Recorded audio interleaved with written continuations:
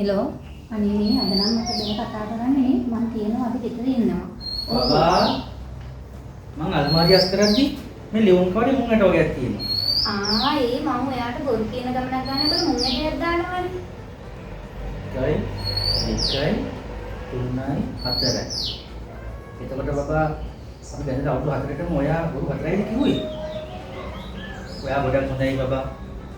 ඒතර මම ගොඩක් ආදරෙයි ඔයාට. ඒත් බබා මේක ඇතුලේ රුපියල් 5000ක් තියෙනවා.